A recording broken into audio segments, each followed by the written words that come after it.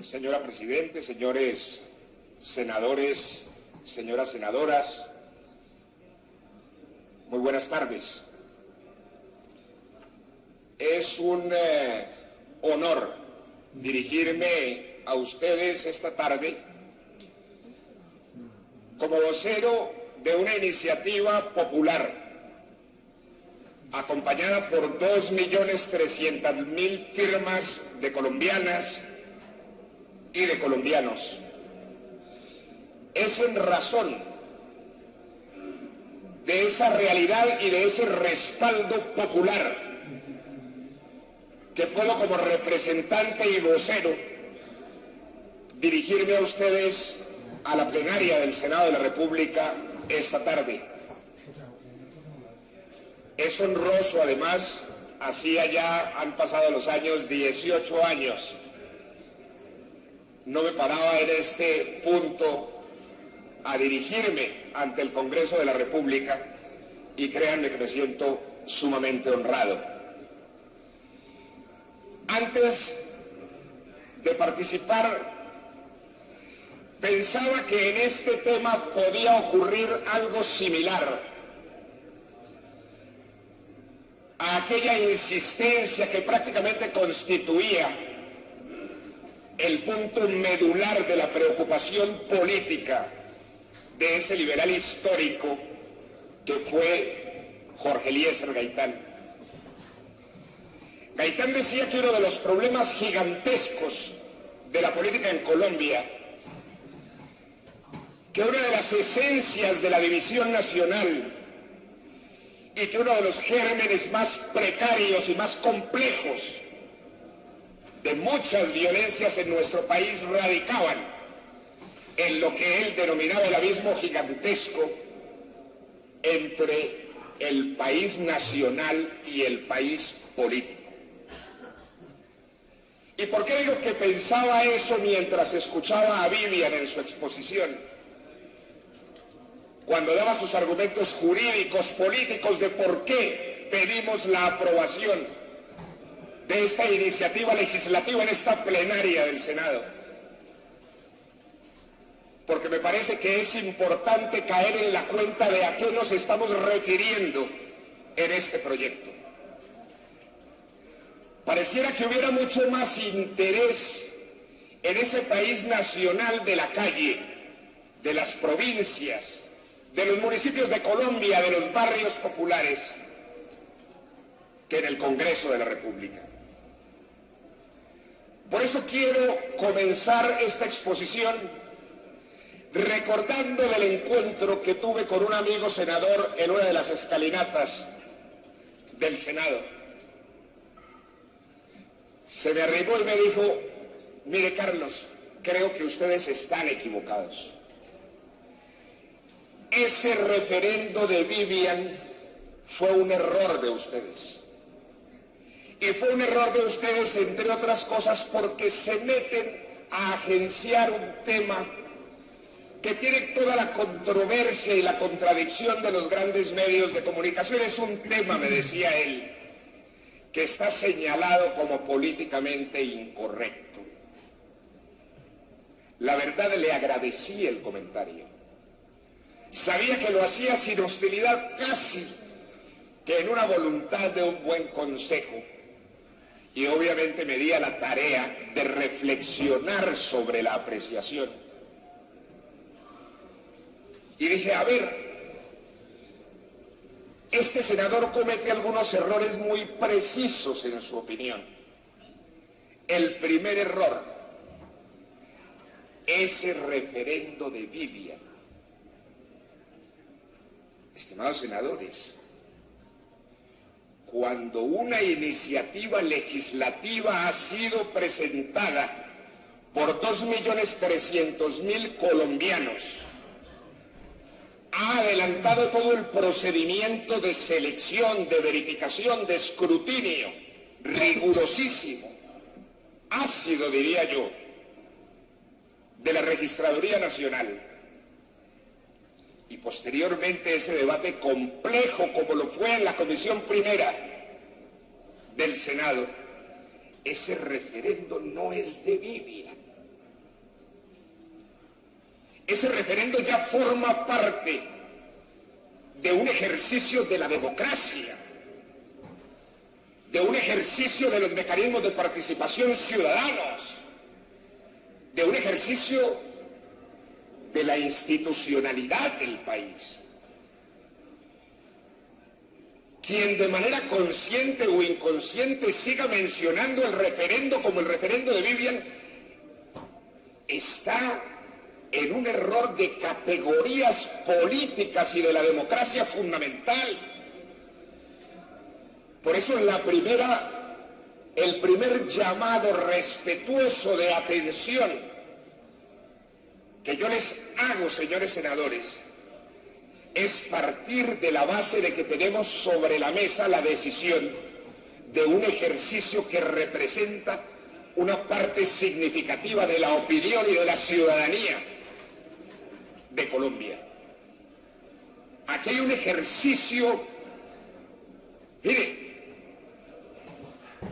es posible que el tema de familia, es posible que el tema de adopción, es posible que el tema de niñez no forme parte de la preocupación protagónica del debate y la pugnacidad política en Colombia. Pero si eso ocurre, es parte de lo que constituye el alejamiento que mencionaba Gaitán del país político frente al país nacional.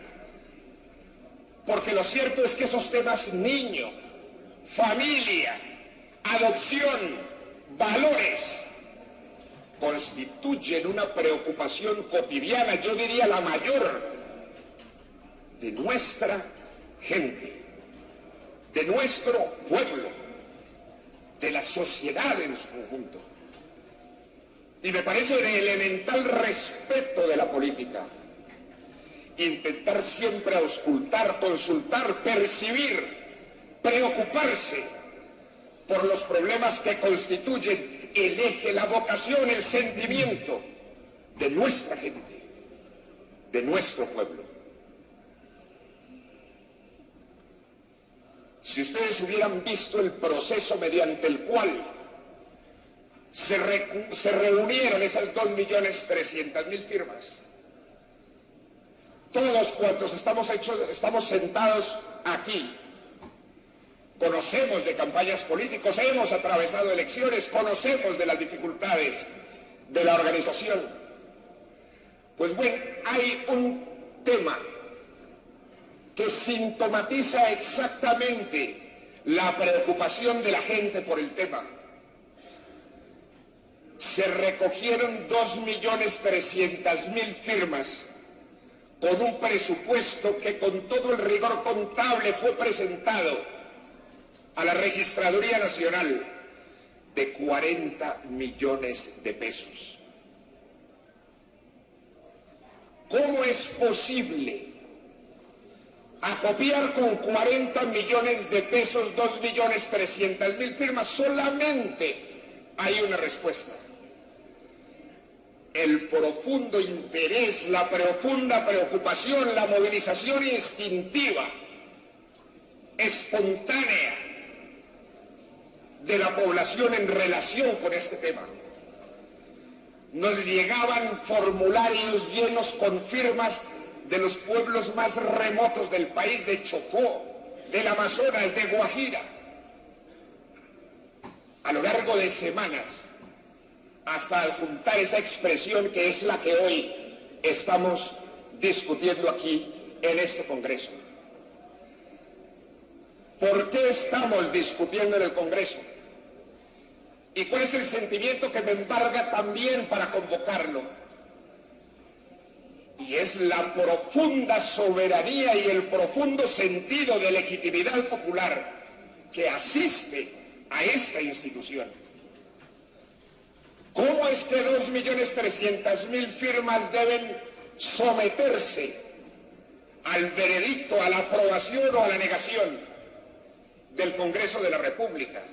Pues claro que sí, porque estamos hablando de democracia, porque estamos hablando de que este Congreso, la institución tal vez más torpedeada y ofendida del Estado colombiano es la institución que representa al pueblo. Es la institución que conjuga el mejor pluralismo de su política, de sus regiones, de sus culturas, de sus etnias, de sus generaciones. Y es por eso que ese esfuerzo de 2.300.000 colombianos debe venir a rendirle el homenaje y el respeto al Congreso, para que por favor el Congreso, por el mismo respeto y la misma responsabilidad, también reflexione y decida sobre si aprueba o no una iniciativa de una parte importante del pueblo colombiano. O sea que hay 3 puntos, 3 temas sustanciales que se conjugan en este debate y en esta decisión. Hay un primer tema, es el tema de democracia, es el tema de soberanía, es el tema de quién finalmente tiene la decisión sobre los temas centrales de la sociedad, del Estado, de la historia. Hay un segundo tema esencial en este debate: el significado, la presencia, el quehacer, la función de los niños en nuestra sociedad. Y en tercer lugar, estamos hablando por el tema específico de la adopción, del tema de familia, de lo que significa la familia, de la importancia y el valor que como nación, que como política, que como sociedad, que como Estado, le damos a ese fundamento, a esa célula imprescindible de la sociedad que es la familia. Democracia, niños y familia son en términos reales los 3 temas frente a los cuales estamos discutiendo, reflexionando y ustedes, señores senadores, decidiendo esta tarde. Adentrándonos en el tema específico de la adopción de niños por parte de parejas del mismo sexo, yo quiero llamar la atención sobre algo que nos ha venido ocurriendo como sociedad. Ha habido una enorme contaminación en la discusión del tema. La discusión sobre los orígenes del desamparo de los niños. La discusión sobre la calidad profesional y moral de los hogares de paz. La evaluación sobre los procedimientos y los criterios a la hora de aplicar las políticas públicas en relación con la adopción. Los problemas culturales, regionales, han sido prácticamente omitidos porque sencillamente lo único que se discute en medios de comunicación es si la variable adopción de parejas del mismo sexo se da o no se da. Casi que todo el tema complejo de la niñez, la adopción, la familia quedó sustituido en medio del vértigo mediático y farandulero del talante de los medios de comunicación en Colombia sobre si esos niños desamparados pueden o no ser adoptados por parejas del mismo sexo. Y creo entonces que aquí es indispensable precisar la pregunta correcta a la cual vamos a responder esta tarde. Y quiero que se precise la pregunta, porque como buenas veces lo ha remarcado la filosofía, Una buena pregunta supone una correcta respuesta. La identificación, la precisión de la pregunta es imprescindible a la hora de una buena reflexión. Hay dos preguntas centrales en este debate. La de quienes estimulan la ideología de género, quienes pretenden el ejercicio del liderazgo de la ideología LGBTI en la sociedad, y quienes tenemos otra concepción del mundo, de la familia y de la vida. Para la ideología de género, la pregunta central de este debate es: ¿por qué seguir negándoles a las parejas del mismo sexo el derecho a la adopción, conservando por ello atrasos abiertamente religiosos y discriminatorios? Para nosotros, en buena medida para un sector cristiano, creyente, mayoritario,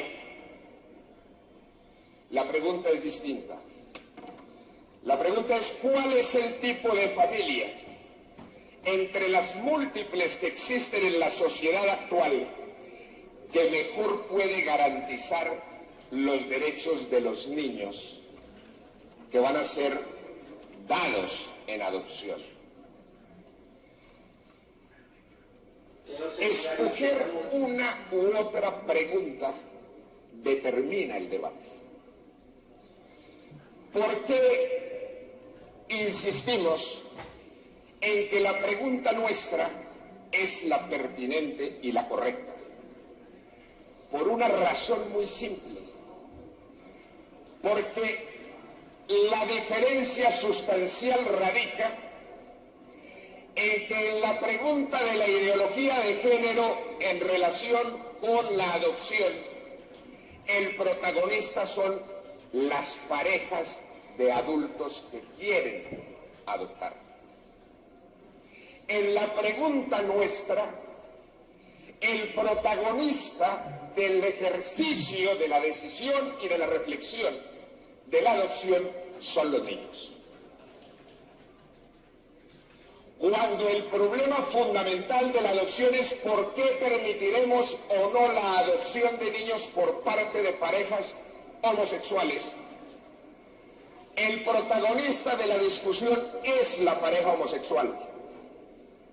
Cuando nosotros decimos libremos la reflexión en relación cuál es la familia que mejor garantiza los derechos de los niños consagrados en la Constitución una vez se realice la adopción, en esta la preocupación y el protagonismo central recae sobre los niños. Pues bien, resulta que a la luz de la legislación este tema no debiera tener discusión. Las Naciones Unidas lo han definido. Nadie discute en la legislación internacional la prevalencia, la prioridad indiscutible del interés de los niños en cualquier discordia, en cualquier contradicción o tensión de derechos que llaman los abogados hoy en día.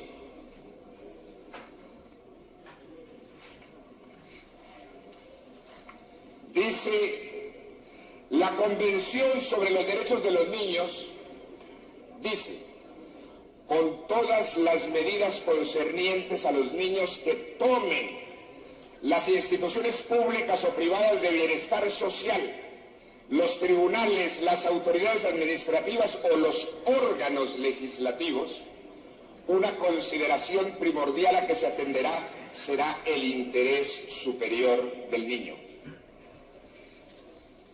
Y dice también, con respecto a la adopción, en su artículo 21, el derecho del interés superior se refuerza aún más. No es simplemente una consideración primordial, sino la consideración primordial.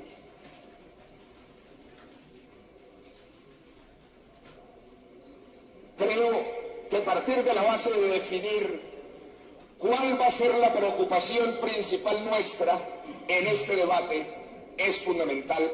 Nosotros proponemos, señores senadores, que cumplamos a cabalidad la prevalencia del interés del niño por sobre toda otra preocupación. Podríamos abundar no solamente en los referentes jurídicos internacionales, nacionales, constitucionales. También existe para nosotros una preocupación legítima, que es la preocupación como creyentes. Nuestra Biblia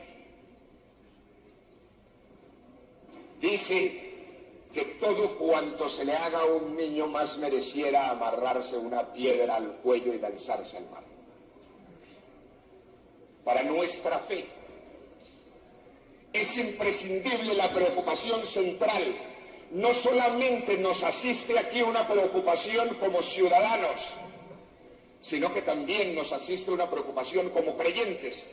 Una preocupación que es perfectamente legítima también a la luz del ordenamiento constitucional, porque forma parte también de la libertad religiosa y de nuestros derechos fundamentales poder expresarnos, no solamente en la condición de ciudadanos, sino en la condición de creyentes. Hace unos días, precisamente buscando expresar y comentar sobre nuestras preocupaciones en relación con este tema, acudí a un senador a quien quiero como amigo y por quien profeso un enorme respeto, el senador Horacio Serpa.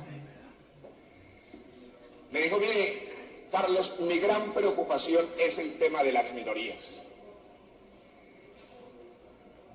Sobre su reflexión, me di a la tarea de preparar nuestra opinión sobre el tema de la minoría, es decir, para compartir cuál es nuestra visión del tema de minorías en relación con este punto. Lo primero, no pueden alegar las minorías que con este referendo o que con este planteamiento estemos violándoles algún derecho. Por una razón elemental, y es que nadie puede mostrarse como víctima de un derecho que no existe. El derecho a la adopción no existe. El derecho a la adopción no existe en Colombia, no existe en Europa, no existe en Asia. Ninguna legislación del mundo lo consagra. La adopción es un mecanismo de protección esta vez sí para proteger y garantizar los derechos de los niños, acceder a una familia y en medio de ella poder disfrutar de todos sus derechos. Alegar que estamos violándole el derecho a alguna minoría con base en la discusión y el referendo que estamos hablando no es cierto. ¿Cómo habríamos de violar un derecho que no existe? Pero si de todas maneras sigue preocupándonos mucho y con razón, y es respetable el tema de minorías, yo quiero recoger de dónde surge el concepto de minorías, por qué es importante.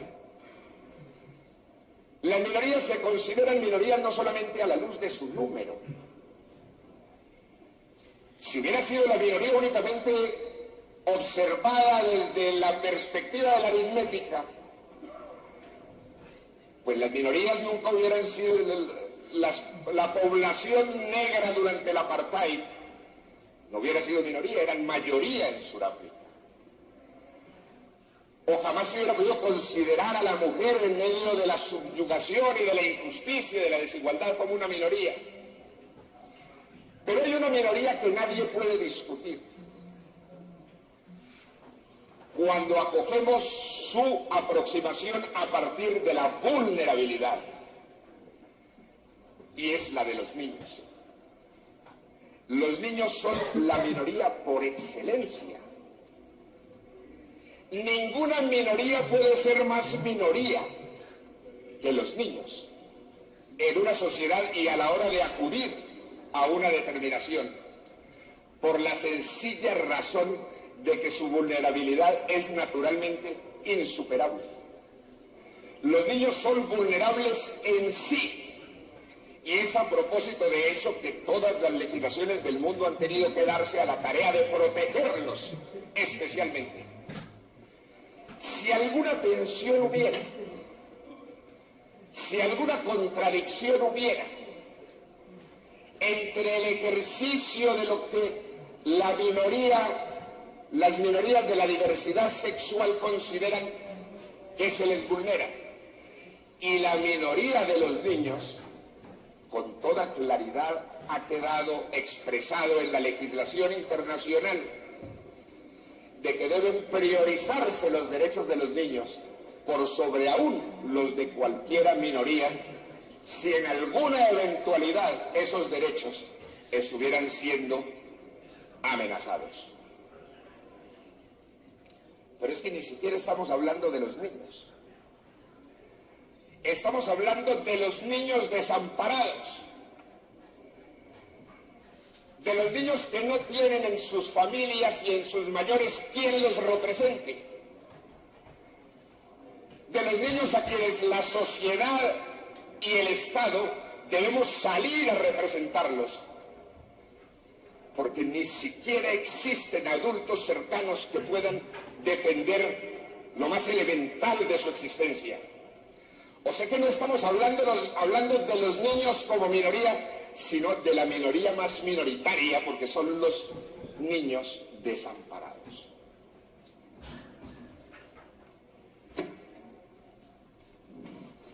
Senador, se le está acabando el tiempo. Bueno.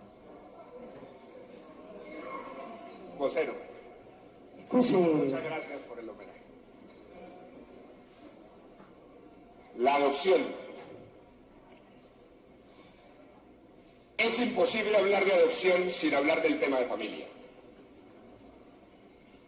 Como lo decía ahora Vivian, el artículo 42, el artículo 44. Hay una pregunta que pudiera surgir de esta plenaria, y es, ¿por qué habríamos de llevar este tema a la decisión popular? ¿Por qué convertir este tema en un problema de discusión política y social? ¿Por qué adelantar un debate que genera tanta polémica y tanta polarización? Bueno, hay que decir que casi que no es optativo que lo abordemos o no lo abordemos. El artículo 42 de nuestra Constitución es absolutamente claro. El 44, la familia y la sociedad y el Estado tienen la obligación de asistir, tiene la obligación de asistir y proteger al niño para garantizar su desarrollo armónico e integral y el ejercicio pleno de sus derechos.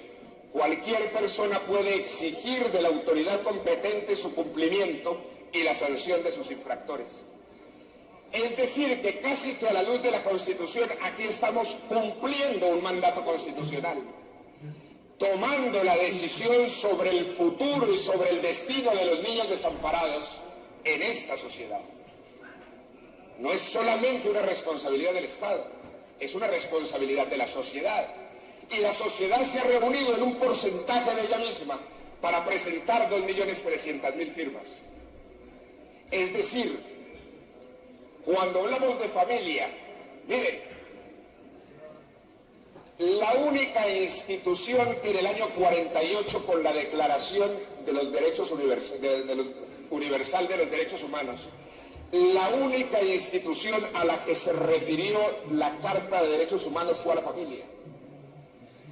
Todas las legislaciones del mundo aceptan en la familia su núcleo fundamental.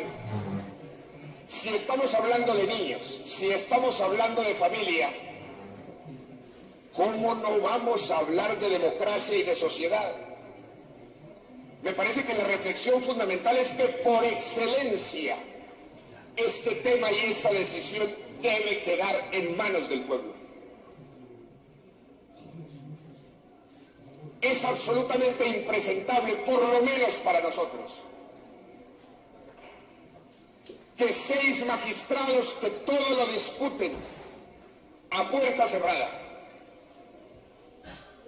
terminen tomando una decisión de tanto valor y tanta significación a la luz de nuestra cultura,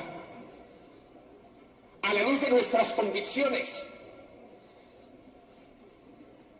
Nosotros nos sentimos profundamente violentados y por eso acudimos a las herramientas de la Constitución y de la participación democrática para intentar que se adelante esta discusión y que sea el pueblo quien decida. Señores senadores, esta discusión tiene que ver con la médula de la legitimidad del Estado. En este Congreso, por razones obvias, en los últimos años, se ha venido discutiendo sobre la necesidad de una paz que supere las violencias de los charcos de sangre y de los muertos que hemos padecido. Pero a veces se nos olvida la necesidad de superar las violencias que no se manifiestan en sangres y en masacres. Cada vez que se legisla, se ejerce un acto de poder y se...